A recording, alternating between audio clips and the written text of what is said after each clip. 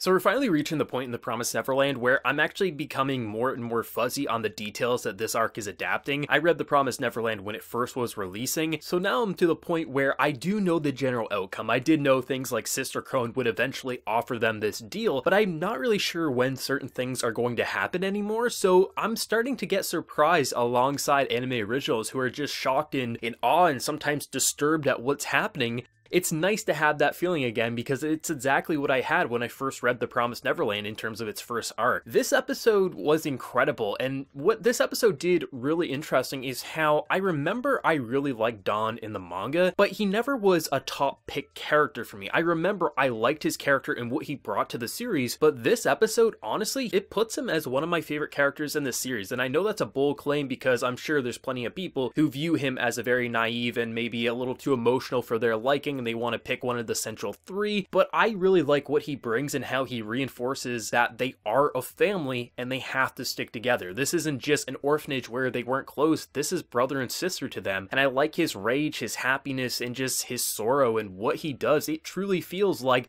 what the average everyday Joe would experience if they were raised in a loving orphanage to learn that they were being treated as cattle and feeling like you're being left out because maybe you're not as smart as someone like Emma or Norman or Ray. It's a very realistic character design, but I'm glad they don't just design him as this realistic character and call it a day. They really put him in some tough situations that really let a normal guy like him flourish, and this episode with the voice acting and just the over-the-top directing in terms of his face reactions, it really put him up there. I might even put him as top 3 characters for me right now. You know, Crone and Ray will always be top 2 for me just because of what they do in this arc and how much they shake it up. Once again, you're seeing what Crone does at the end of the episode. This girl's a wild card, like I said when I first talked about her. I just like how normal and just believable someone like Dawn is. You know, what they did really interesting is how they directed this episode. You'll have Emma, Norman, and Ray. They're kind of like almost at peace. They're talking, they're planning things out. Really, they're not in any sort of trouble. You'll almost see them as having fun at certain points. They're smiling, they're not freaked out. And then they'll immediately cut away and showcase Dawn just almost shitting his pants. I just love the direction, and I don't recall if that's how it was in the manga, if they kept cutting panel to panel, but if it was in the manga or if it wasn't, no matter what, how the anime was directing it with music and sound effects and the voice acting, you could almost sense how these characters were feeling, primarily Dawn, Gilda as well to a certain degree, but it was really Dawn's time to shine and almost freak out. It was just so perfectly done with how they're cutting away. It was very kind of, it took you back, right? It was such a drastic shift in scenery, someone like Norman or Ray just kind of smiling and being at peace, and then you'll see a disturbed kid.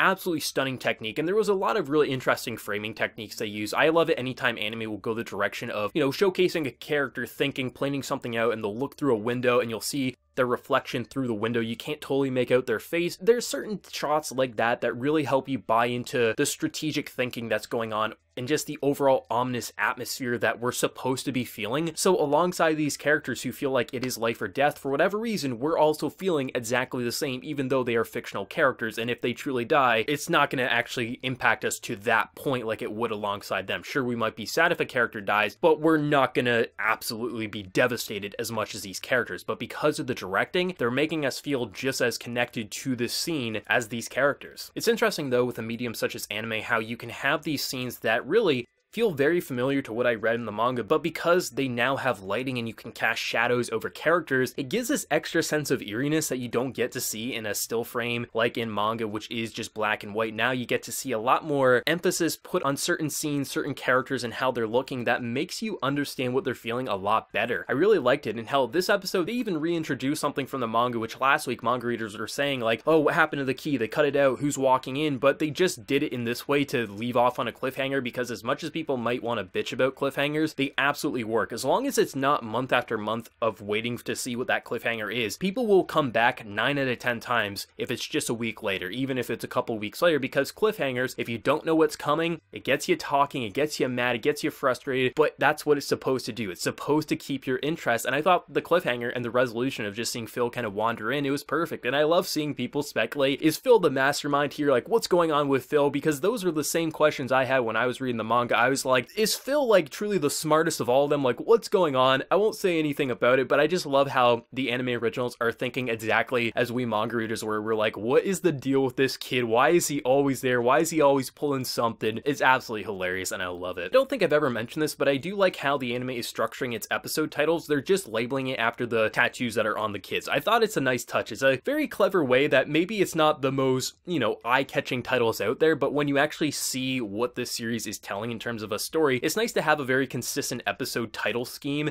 that, yeah, people aren't going to be able to reference it that easy, like, oh yeah, I watched episode 4, which was 11704, but it is a pretty clever naming system, which I don't think I've ever mentioned, so I did want to throw that out there. All the individual reactions, they really went above and beyond, and I'm pretty sure they went even more above and beyond than what I remember from the manga. Like, certain things like Crone kind of popping up, like, that mirrors what I remember in the manga, but there's so many just shocked and disturbed reactions. I think Dawn and Gilda creeping through that room and just learning the unfortunate truth of what happened to their family, seeing the toys from all the individual kids that have gone, and just the way they were framing it, that was straight out of like some of the best horror movies out there. It actually felt disturbing, which is why this is such a great horror and thriller anime, because they frame it so perfectly, but they don't keep those scenes as like the main shot in every single episode. Like, so when we do see scenes that are directed to be dark, gloomy, atmospheric, and you're seeing characters respond in a very frightening way, you buy into it because they're not shoving that down your throat. When characters are discovering the horrors and secrets of this orphanage, that comes across as scary because you really buy into it and they're not overreacting. It actually feels like that's how most people would respond, completely and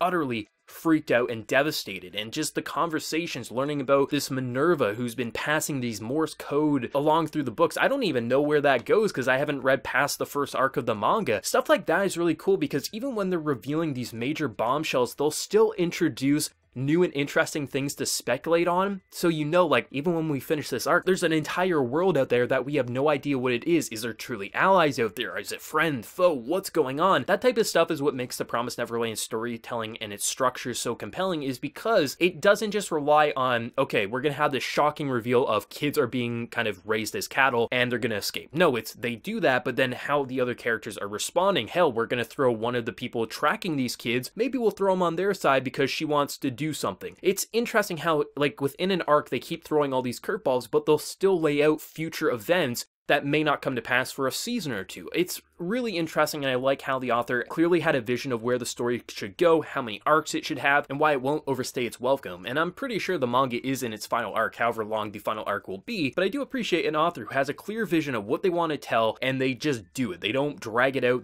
they extend it to the point it needs to be extended, and you can tell just from the anime, from the 6 episodes we've seen, there's clearly planning for future events that have yet to come. That's absolutely what an anime like this should do, and I'm glad the manga was no exception. The episode, though, with the voice acting, Don, I think, was probably the star of this episode, just with his really utter defeat of what he had to deal with. The anger, like, you can understand why he punched his brothers in the face. It doesn't excuse it, but that's how most people would respond in such a devastating situation, and just his idea of family is exactly what I wanted to see, because it reinforces why Emma is doing the things that she's doing, and near the end of the episode, we learn that she has some plan that Norman is backing that could save everyone. A lot of people tend to just put their focus on either Norman or Ray as being the smart one, but they're all equally the top students right now, and there's no 100% this character can make the proper decisions. It needs to be kind of a group decision of the top students saying, does this make sense? And there's so many like subtle things like happening, like Norman looking under the bed and being like, oh, this was Ray, and he's smiling and happy. It leads you to start thinking what that could be. You're seeing, you know, just the Crone stuff, just the shocking reveal, which was so spot on, saying, hey, let's make a deal and work together. I'm just saying, if she pops out of a tree, even if I have no intention of working with her, I'm absolutely going to shake her hand and say, you know what, Crone?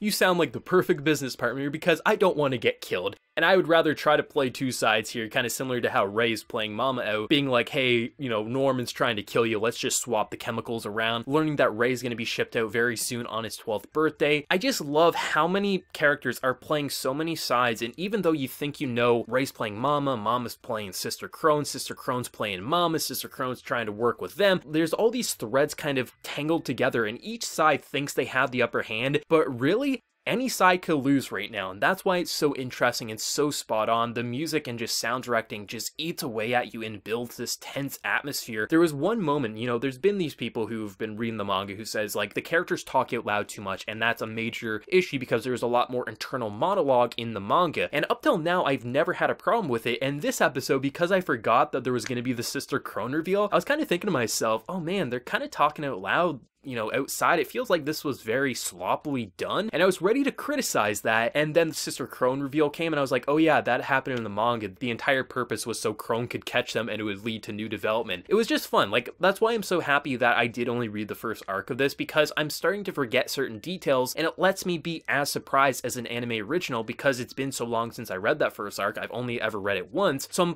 kind of fuzzy on the details, and I know future seasons will be a complete new ball game for me. This stuff is exciting, and I can tell the anime originals are having an absolute blast and kind of expressing the same feelings that I was having when I first read this in the manga, and that's what I like to see. If an anime adaptation can get the same reactions as, you know, the original source material, sometimes different and even better reactions, that's all you can really hope for. And I'm just having so much fun. Like, even when it's just these characters sitting around planning their escape, it somehow comes across as so nerve-wracking because of the way the camera is kind of playing around with perspective, shifting around, the art style at times kind of giving you this overhead look of like this Morse code map. It's so interesting, and I love it when they go full-on horror, and just how you can have these stunning cliffhangers and you think, holy shit, these characters are dead, and it's just a kid walking in being like, I'm playing hide and seek. That is stuff that you could only have at a horror orphanage like The Promised Neverland, and that's why it's so damn interesting. But let me know whatever you're feeling down in that comment section below, and also remember to leave a like if you did enjoy this video, and also subscribe to the channel if you happen to be new. But until next time, everyone, please take care and have a good one.